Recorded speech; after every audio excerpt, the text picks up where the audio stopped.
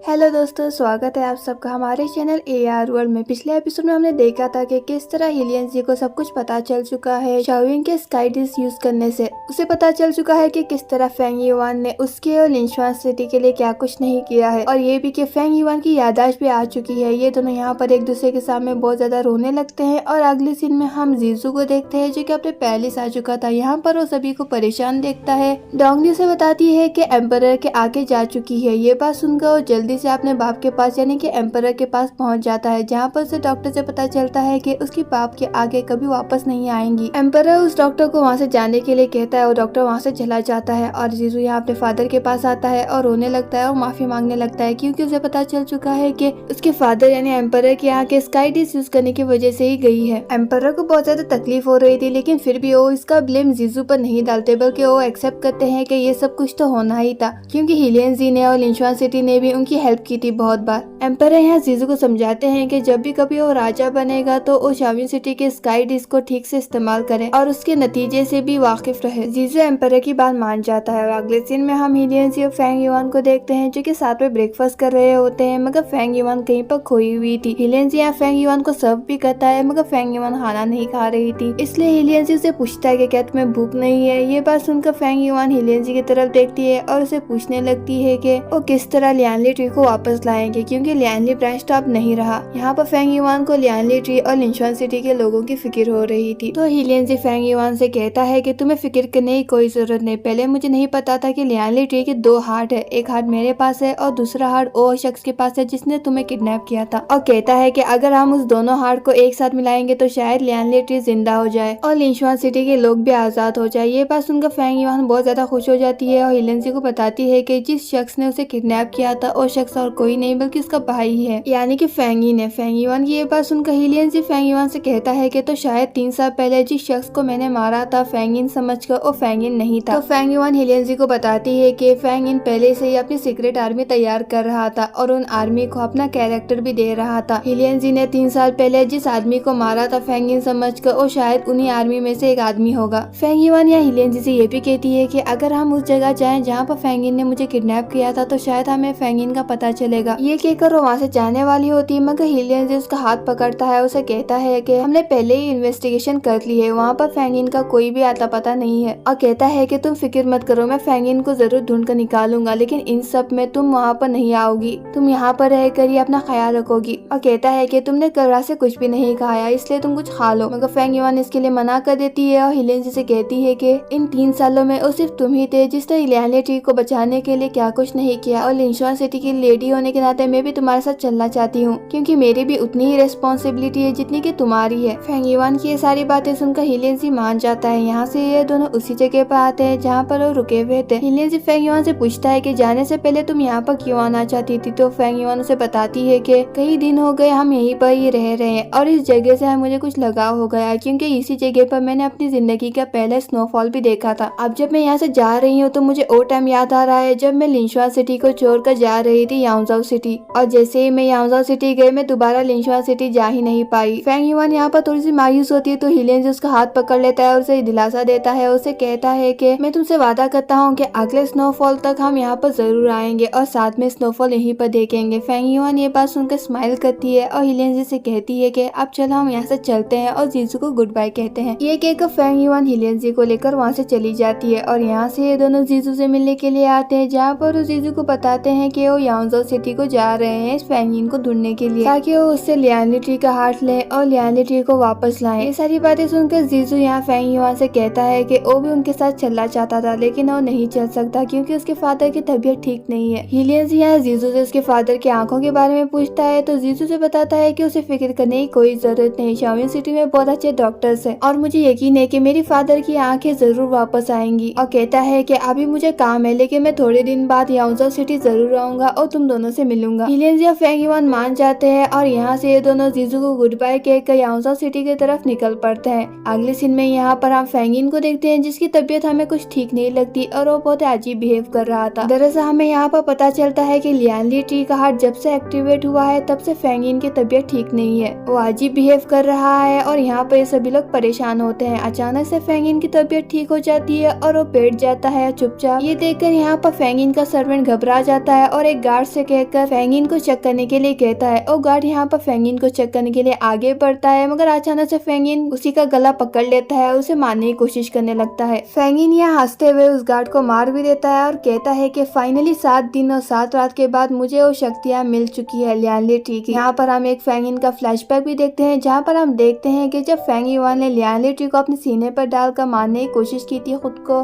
तब उसी वक्त अचानक से कहीं से लियानली ट्री का हार्ट फेंगिन के हाथ में आकर गिर गया था। इसी तरीके से फेंगिन को लियानली ट्री का हार्ट मिला था और जब फेंगिन ने फेंग युआन को किडनैप कर लिया था तो किसी तरीके से हिलियनजी वहाँ पर आया था और उसका ब्लड उस हार्ट पर गिरने की वजह से वो हार्ट एक्टिवेट हो गया था। इस हार्ट के एक्टिवेट हो जाने से फेंगिन के पास वो शक्तियाँ आ गई है जो कि हिलियनजी के पास है। ये बात जानकर वो हंसने लगता है और कहने लगता है कि हिलियनजी अब मैं तुम्हारी तरह ही हूँ, तुम्हारी तरह पावरफुल हूँ और कोई भी अब मुझे हरा नहीं सकता। यहाँ से सीन कट होता है। अगले सीन में हम फेंग युआन, हिलियनजी और किंग सैंग को देखते हैं जो कि आप याओजो सिटी पहुंच चुके हैं। फेंग युआन को यकीन नहीं आ रहा था कि वो दोबारा अपने होम टाउन आ चुकी है और वो विश करने लगती है कि लिंशुआन सिटी भी याओजो सिटी की तरह ही दोबारा खुशियों से भरेगा। यहाँ पर फेंग युआन किसी को ढूंढ रही होती है। ये बात हिलियनजी भी नोटिस करता है, उसे पूछता है कि तुम किसे ढूंढ रही हो, तो फेंग युआन उसे बताती है कि उसे एक क्लिनिक पर जाना है। ये बात सुनकर हिलियनजी से पूछता है कि क्या तुम्हारी तबीयत ठीक नहीं है, तो फेंग युआन उसे बताती है कि उसकी तबीयत ठीक है, वो सिर्फ किसी से मिलना चाहती है और क्लिनिक में जाकर। फेंग युआन या हिलियनजी से ये भी कहती है कि मैं कुछ शॉपिंग करना चाहती हूँ, तुम यहीं पर रुको, मैं आधे घंटे में दोबारा तुम्हें यहीं पर मिलूंगी। ये कहकर वो वहाँ से चली जाती है किंग सैंग के साथ। हिलियनजी को कुछ समझ नहीं आता। हिलियनजी पास ही के स्टोर के पास आता है और वहाँ पर एक स्पेशल हेयर पिन के बारे में पूछने लगता है। ये एक स्पेशल हेयर पिन है जिस पर पीपा डेकोरेशन बना हुआ है, मगर वो स्टोर वाला हिलियनजी को बताता है कि ऐसा कोई भी हेयर पिन उनकी दुकान में नहीं है। दूसरी तरफ हम यहाँ पर फेंग युआन को देखते हैं जो कि बहुत ही ज्यादा एक्साइटेड थी क्योंकि वो क्लिनिक में जाकर उसी लड़की से मिलना चाहती है जिस लड़की को उसने 3 साल पहले अपनी बच्ची दी थी। फेंग युआन अपनी बच्ची के लिए बहुत ज्यादा खिलौने लेने लगती है ताकि वो अपनी बच्ची को खिलौने दे सके, मगर अचानक से यहाँ पर हिलियनजी आता है और उसे कहता है कि उसे ये सब कुछ पसंद नहीं है। फेंग युआन यहाँ पर थोड़ी सी हैरान हो जाती है और हिलियनजी की तरफ देखकर हिलियनजी से पूछती है कि क्या तुम्हें पता है कि मैं ये सब कुछ किसके लिए ले रही हूँ, तो हिलियनजी से बताता है कि हाँ मुझे पता है कि तुम ये सब कुछ किसके लिए ले रही हो, जल्दी से चलो वरना वो सो जाएगी। ये कहकर वो फेंग युआन को वहाँ से ले जाने लगता है। और यहाँ दूसरी तरफ में हम क्लिनिक का सीन देखते हैं जहाँ पर हम उसी लड़की को देखते हैं जिसका नाम सीइंग है और ये वही लड़की है जिसको फेंग युआन ने अपनी बच्ची दी थी 3 साल पहले। ये लड़की यहाँ पर इस क्लिनिक में एक डॉक्टर है और इस पेशेंट से डील कर रही होती है। पेशेंट को देखने के बाद वो यहाँ पर आ रही होती है जब अचानक से एक बच्ची उसके पास आती है। ये बच्ची और कोई नहीं बल्कि फेंग युआन और हिलियनजी की बेटी शिलियू है।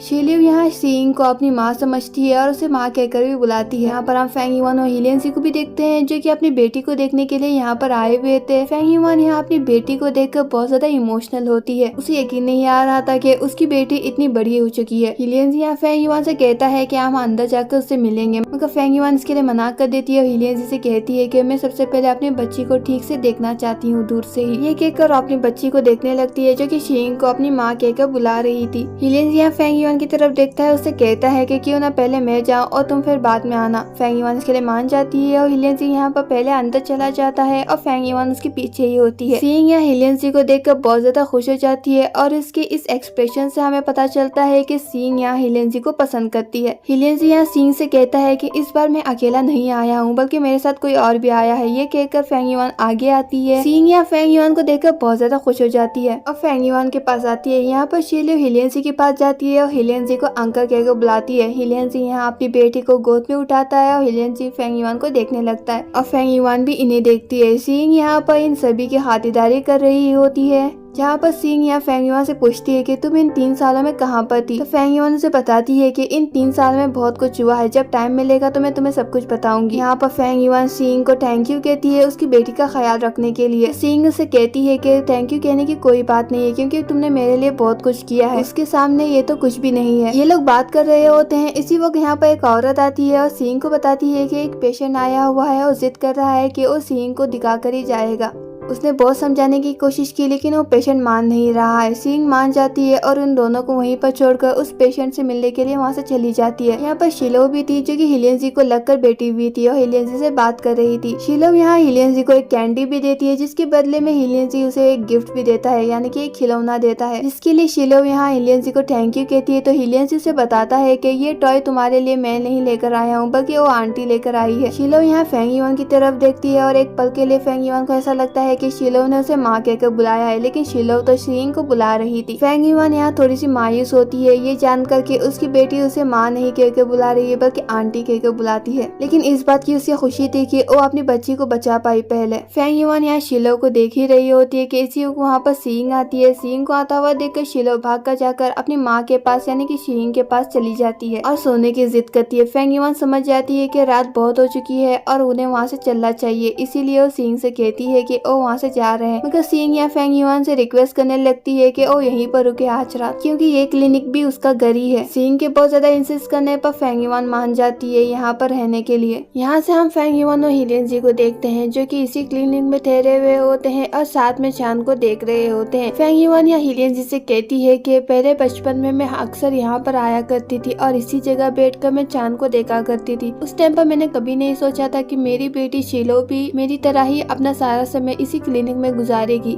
शिलो का यहाँ नाम सुनकर हिलियन जी फेंग युआन की तरफ देखता है, उससे पूछता है कि मुझे शिलो के बारे में तुमसे कुछ पूछना है। ये कहकर हिलियन जी फेंग युआन से पूछता है कि क्या तुम्हें लिंशुआन सिटी छोड़ने से पहले पता था कि तुम प्रेग्नेंट थी। ये बात सुनकर फेंग युआन हिलियन जी को बताती है कि उसे पहले पता नहीं था, लेकिन जब वो याओजाओ के पैलेस में गई थी तब उसे पता चला कि वो 3 मंथ प्रेग्नेंट थी। लेकिन इससे पहले कि वो ये खबर हिलियन जी को पता पाती, फेंग इन ने उसे कब्जे में कर रखा था और कहती है कि मैंने फेंगिन यानी कि जो फेंगिन का बेटा है जो कि अभी एम्परर है उसे मदद मांगी थी। मैंने उससे कहा था कि वो किंगसेंग को कांटेक्ट करे ताकि किंगसेंग मेरी हेल्प करे यहाँ से निकलने में, लेकिन इससे पहले कि उसका प्लान सक्सेस हो पाता हिलियन जी वहाँ पहुँच गया और उसका सारा प्लान फेल हो गया। फेंग युआन या हिलियन जी की तरफ देखकर कहती है कि जिस दिन तुम वहाँ पैलेस में आए थे उसी दिन मैंने हमारी बेटी को जन्म दिया था। ये सारी बातें जानकर हिलियन जी बहुत गिल्टी फील कर रहा होता है और फेंग युआन से माफी मांगता है कि उसने उसे गलत समझा, जबकि फेंग युआन ने तो उसकी जान बचाई थी, वो भी फौरन उसकी बेटी को जन्म देने के बाद। फेंग युआन या हिलियन जी से कहती है कि इसमें तुम्हारी कोई भी गलती नहीं थी, खुदा का शुक्र है कि हम तीनों भी सेफ है, वो भी मैं लियांली ब्रांच के इस्तेमाल करने के बाद भी। यहाँ पर फेंग युआन हिलियन जी से पूछती है कि तुम्हें शिलोंग के बारे में कैसे पता चला कि मैंने शिलोंग को यहाँ पर बेचा है। इससे पहले कि हिलियन जी कुछ जवाब दे पाता इसी वक्त यहाँ पर शिंग आती है जो कि इन दोनों से कहती है कि मैंने तुम दोनों का रूम तैयार कर दिया है, वही रूम है जिसमें तुम दोनों पहले भी रहा करते थे। शिंग यहाँ रियलाइज करती है कि इन दोनों ने तो कुछ भी नहीं खाया, तो इन दोनों के खाने का इंतजाम करने के लिए वहाँ से चली जाती है। फेंग युआन और हिलियन जी फिर से वहीं पर बैठ जाते हैं। फेंग युआन थोड़ी घबरा रही थी और वो हिलियन जी से पूछती है कि तुम चाहो तो मैं शिंग से कहकर हम दोनों का रूम अलग करवा सकती हूँ। यहाँ पर हिलियन जी फेंग युआन की तरफ देखता है और कहता है कि जो कुछ भी हमारे बीच में हुआ वो बस एक मिसअंडरस्टैंडिंग थी, तुम अपने आप को गिल्टी फील मत करवाओ, और वैसे भी हम दोनों एक दूसरे से प्यार करते हैं और जो भी मिसअंडरस्टैंडिंग थी वो दूर हो गई है, वैसे भी हम कपल्स है तो साथ में रह सकते हैं। ये कहकर वो फेंग युआन को गले लगाता है और इसी वक्त वहाँ पर शिंग आती है इन दोनों का खाना लेकर। शिंग यहाँ अपने एक सर्वेंट के साथ आती है। शिंग यहाँ इन दोनों को देखकर थोड़ी सी मायूस हो जाती है। शिंग की सर्वेंट यहाँ शिंग से पूछती है कि क्या वो ठीक है, तो शिंग उसे बताती है कि वो ठीक है, वो हिलियन जी के लिए कुछ भी फील नहीं करती। ये कहकर वो मुस्कुराती है और इन दोनों को देखती है। यहाँ से सीन कट होता है और अगले सीन में हम हिलियन जी को देखते हैं जो कि अपने रूम में आ रहा होता है। यहाँ पर फेंग युआन भी सो रही होती है। फेंग युआन यहाँ पर सोई नहीं थी, बस कुछ सोच रही थी। हिलियन जी यहाँ उसके पास आता है, उसे हाथ लगाता है जिससे वो घबरा जाती है। हिलियन जी समझ जाता है कि फेंग युआन अभी परेशान है तो उसके पास नहीं सो सकता, तो वो कहता है कि वो गेस्ट रूम में जाकर सो जाएगा, लेकिन फेंग युआन उसे रोकती है, उसे माफी मांगती है, उसे कहती है कि वो सिर्फ कुछ बारे में सोच रही थी, पिछले कुछ दिनों में उसके साथ बहुत कुछ हुआ है, वो सिर्फ उन सब के बारे में सोच रही थी। हिलियन जी यहाँ फेंग युआन को दिलासा देता है कि सब कुछ ठीक हो जाएगा। ये कहकर अपना तकिया उठाता है और सोफे पर जाता है वहाँ पर सोने के लिए। और यहाँ दूसरी तरफ हम फेंगिन को देखते हैं जो कि फेंगिन का बेटा है और अभी का एम्परर भी है यहाँ का याओजाओ का। ये यहाँ पर अपनी पढ़ाई कर रहा होता है। इसी वक्त यहाँ पर हुआ आती है उसके कुछ कपड़े लेकर। हुआ को देखकर फेंगिन यहाँ पर भड़क जाता है, उसे कहता है कि तुम यहाँ पर क्या कर रही हो। यहाँ पर हम देख पाते हैं कि हुआ को भी गुस्सा आता है, लेकिन वो अपने गुस्से पर कंट्रोल करते हुए फेंगिन से कहती है कि मैं यहाँ आपके लिए कुछ कपड़े लेकर आई हूँ। फेंगिन यहाँ हुआ को वहाँ से जाने के लिए कहता है। हुआ वहाँ से जाने वाली होती है, मगर फेंगिन उसे रोकता है और कहता है कि मैंने तुम्हें सिर्फ इसलिए नहीं मारा क्योंकि बचपन में तुमने मेरा बहुत ख्याल रखा था जब मेरी माँ मर गई थी, लेकिन इसका मतलब ये नहीं है कि मैं तुमसे नफरत नहीं करता, तो इसलिए अपने हाथ में रहो और ये कपड़े जाकर फेंक दो, क्योंकि जो कुछ भी तुम छूती हो मुझे उससे डिस्गस्टिंग फील होता है। हुआ यहाँ मुस्कुराते हुए वो कपड़े उठाती है और वहाँ से जाने लगती है। यहीं पर ये एपिसोड खत्म होता है। वीडियो पसंद आया तो वीडियो को लाइक कीजिए। मिलते हैं अगली वीडियो में, तब तक के लिए टेक केयर।